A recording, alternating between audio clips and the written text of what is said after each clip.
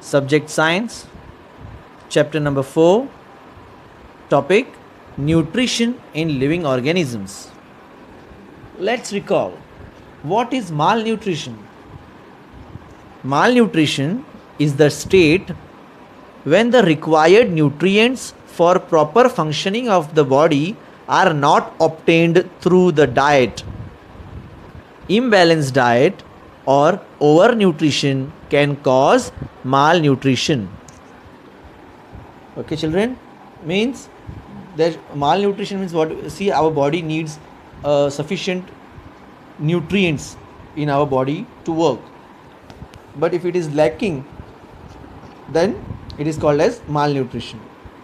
Which are the ways to prevent malnutrition?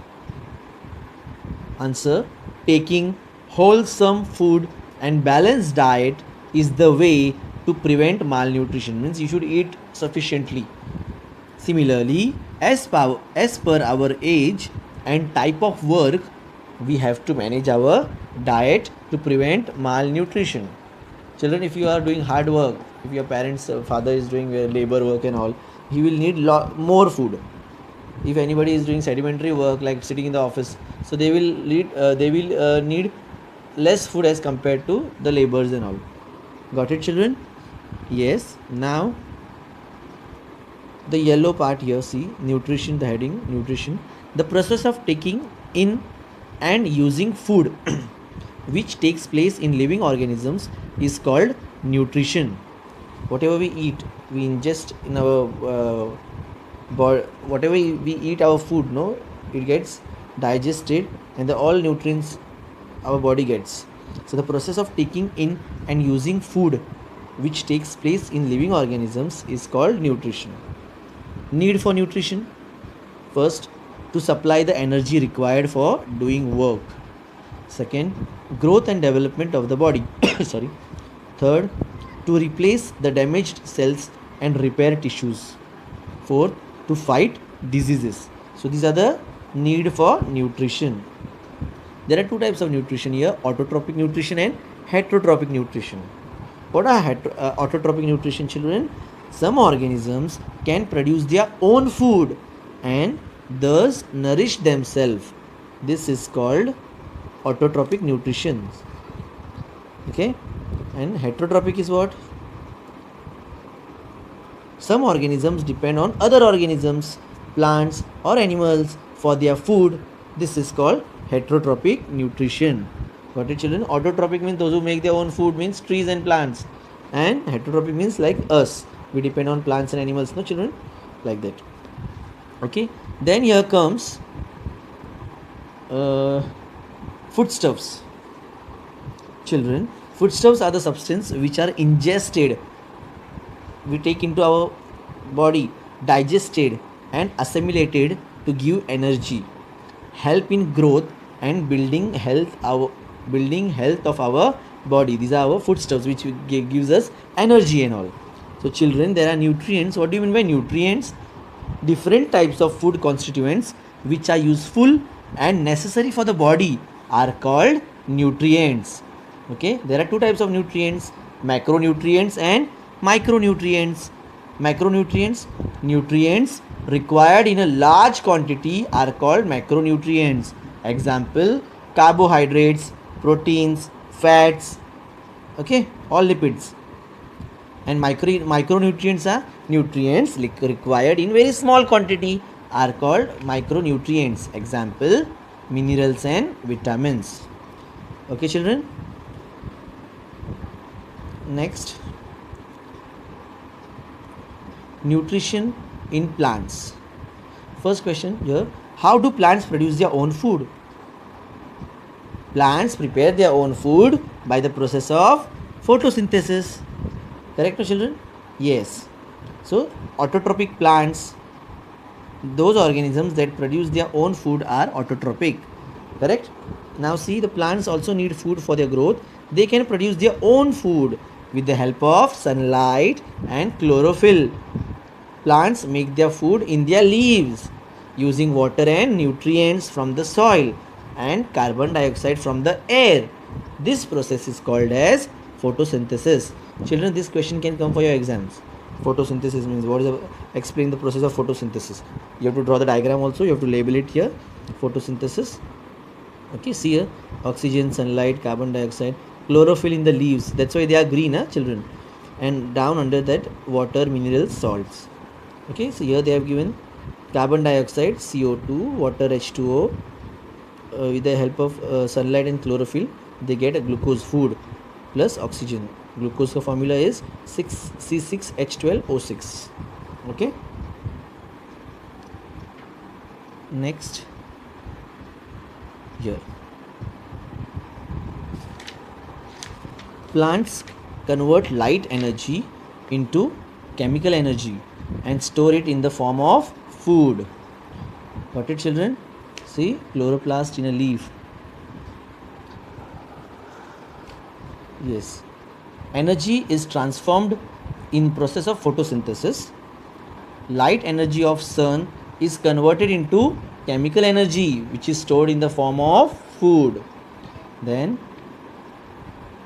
roots absorb water, minerals and salts from the soil. Stem transport these materials up to the leaves. Carbon dioxide from the air is taken inside from the stomata on the leaves. Okay, then in the leaves there are chloroplast, this, which contain chlorophyll, which absorbs sunlight and helps in the conversion of carbon dioxide and water into food. In the process of photosynthesis, oxygen is given out. The green parts of the plants that have chlorophyll perform photosynthesis. Without chlorophyll, plants can't perform photosynthesis, children. Okay. How does photosynthesis occur in dark red or purple colored green leaf? How does photosynthesis occur in dark red or purple colored leaves? Find it out. Next, transport system in plants. Children, transportation means, yes, all the nutrients have been carried out, no, from the roots and all, water, minerals, and the whole thing passes to all parts of the trees or plants. The types of transport system. How we are having road transport, rail transport, same way plants also having their system, xylem and phloem. Functions of xylem is what? Transport of minerals and water from the roots to all aerial parts of the plants. And function of phloem is transport of the prepared food, that is glucose, from the leaves, right, to other parts of the plant. This food is either consumed or stored in different parts of the plant. See, children, this blue color ones is a function of xylem, and pink color ones is a function of phloem. Okay, plants do not have separate digestive or excretory system. Got it, children? Then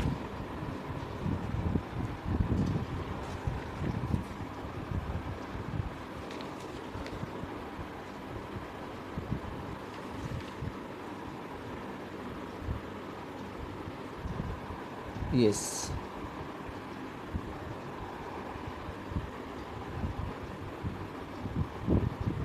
plants produce carbohydrates by the process of photosynthesis. Carbohydrates are made from carbon, hydrogen and oxygen. Okay, proteins are made from carbon, hydrogen, oxygen and nitrogen. How do plants obtain the nitrogen necessary for the synthesis of proteins? Answer is, air contains gaseous nitrogen. However, plants cannot utilize gaseous nitrogen. It needs to be fixed, that is converted into compounds. So fixation of the nitrogen occurs by biological and atmospheric methods. Okay, now see biological fixation of nitrogen. Two different types of microorganisms are bring about biological nitrogen fixation. Root nodules of leguminous plants, see this, contains the rhizobium microorganisms. These microorganisms absorb atmospheric nitrogen and convert it into its nitrate, a compound. Microorganisms like Azotobacter are present in soil. They also convert atmospheric nitrogen into nitrates. Got it, children? Now, next. Oh.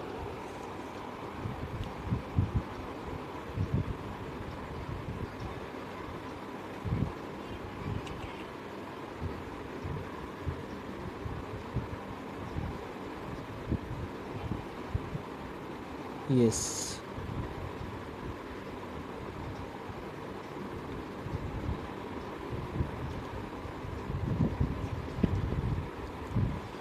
Do you know atmospheric fixation of nitrogen, lightning occur in rainy season?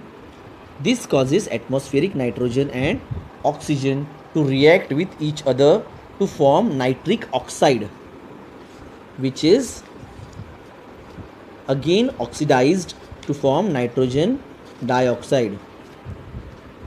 The nitrogen dioxide dissolves in rainwater and is converted into nitric acid, HNO3.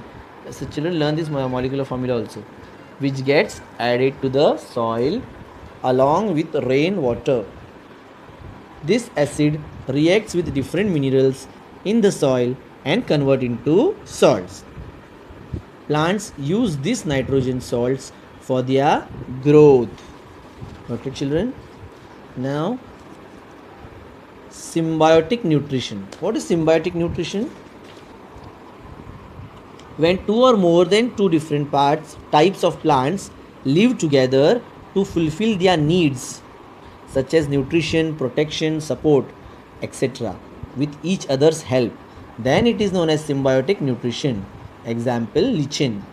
Children, when two or more than two different types of plants live together to fulfill their needs, such as nutrition, protection, support. So that kind of a nutrition is called as symbiotic nutrition. Got it? Example, lichen. Okay.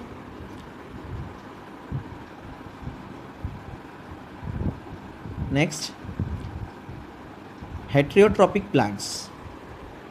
Heterotrophic plants that do not contain chlorophyll, are heterotrophic. They grow on or in the other plant body for obtaining food.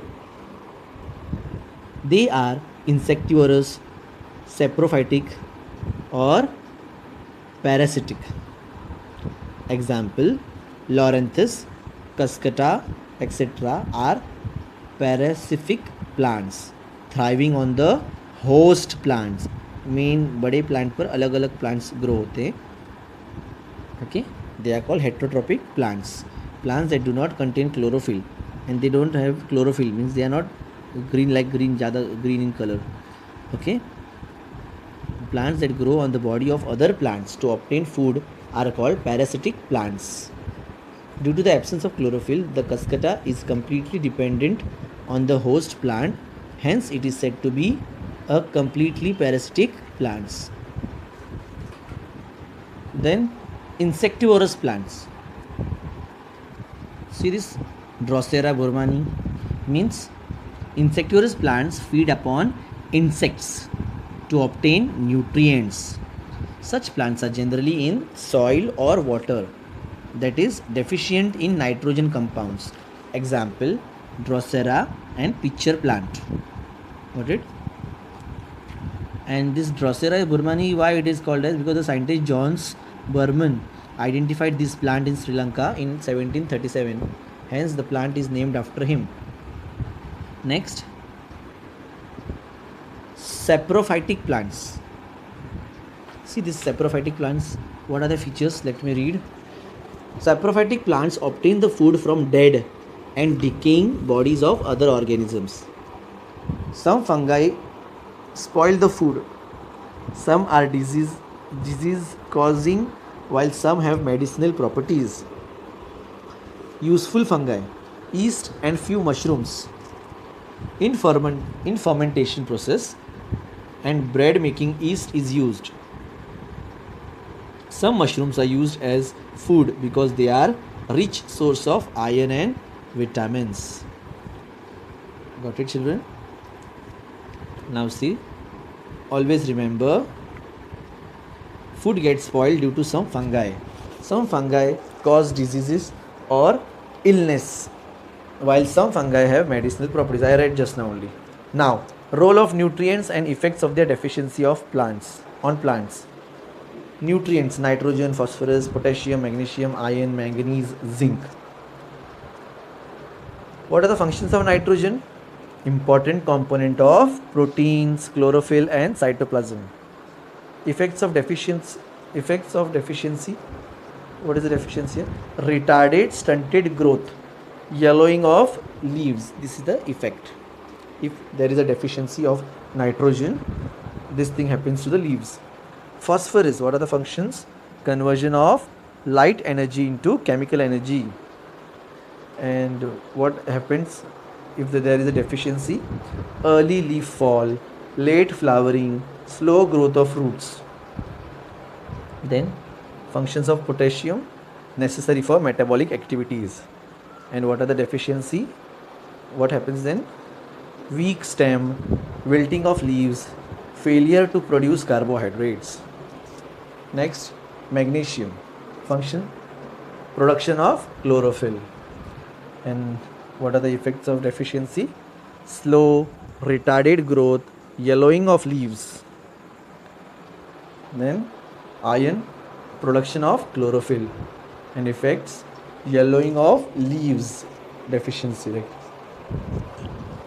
Manganese, production of main plant hormones. And what are the effects of deficiency? Retarded growth, spotted leaves. Okay. Then zinc, production of hormones and their intermediates. And effects of deficiency: retarded growth, yellowing of leaves. So you can understand how important importance of nutrients in the plants are. Now, nutrition in animals.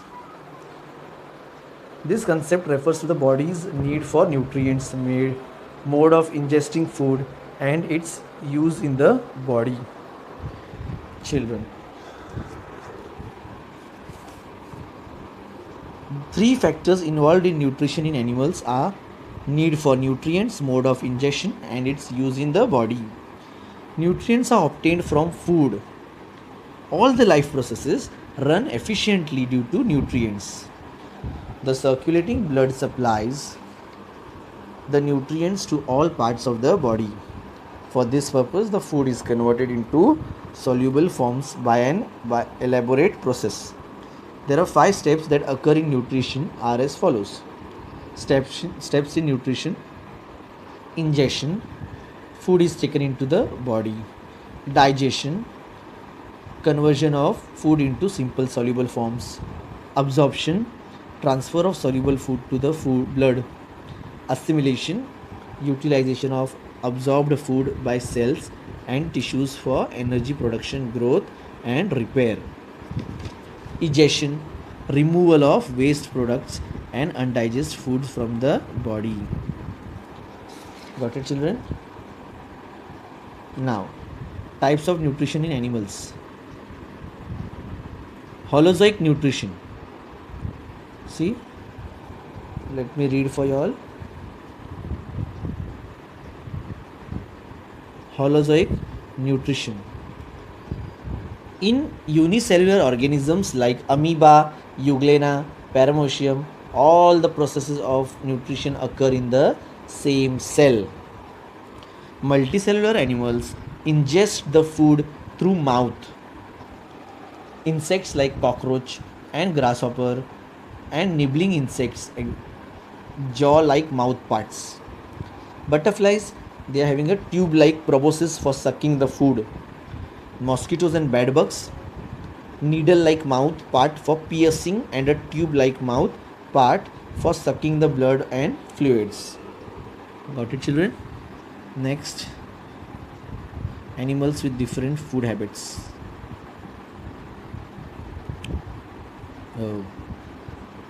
According to the types of food, animals can be classified as: first, herbivorous. Animals that feed on plant matter such as grass, fruits, seeds, etc. Example, grazing animals, carnivorous or gramnivorous, seed eaters. Frugivores means fruit eaters. Okay. Then carnivorous, animals that depend on other animals for their food are carnivorous. Carnivores depend on herbivores for their food and thus are indirectly dependent on plant matter for food. Example, animals feeding on herbivores. Animals that feed on insects. Okay, animals feeding on herbivores, they are predators. And animals that feed on insects, they are insectivorous. Then omnivorous. Animals feeding on both plants and animals, example monkey, chimpanzees, human. Okay, they are omnivorous. And scavengers obtain their food from dead bodies of animals, example vulture, crow, hyena. Okay. And then decomposers. In some microbes decompose the dead and decaying organic matter and convert it back to inorganic compounds by decomposition process. Decomposers clean and conserve the environment while feeding. These are decomposers. Okay. Now comes second, saprozoic nutrition. What is this saprozoic nutrition, children?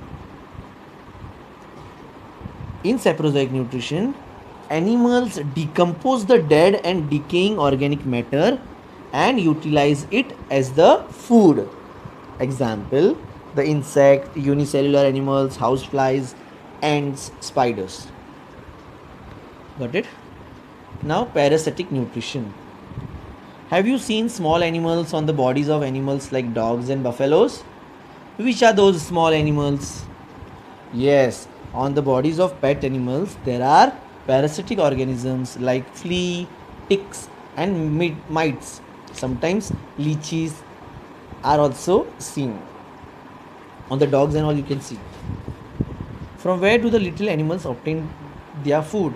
These parasites obtain blood from their host animals. From where do the worms in the intestine obtain their food? Digested food having useful nutrients in the host intestine is taken by the worms living inside the intestine of the host. Now, see, parasitic nutrition is seen in some animals.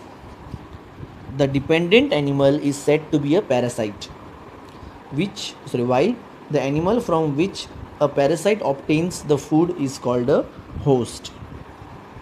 Parasite does not survive without a host. Therefore, it will not kill the host as in case of prey and predator relationship. Parasites are mainly of two types: ectoparasitic parasites and endoparasites. Ectoparasitic nutrition is what? In this type, the parasites are seen living on the body surface of the host and obtaining food by sucking the blood or body juices. Example, louse, bedbug, tick. And endoparasitic nutrition is what? In this type, the parasites live inside the body of a host. They consume the ready-made digested food from host. Example, tapeworm and roundworm. Got it, children? Yes, here our lesson gets over. Answers I'll give you in another video.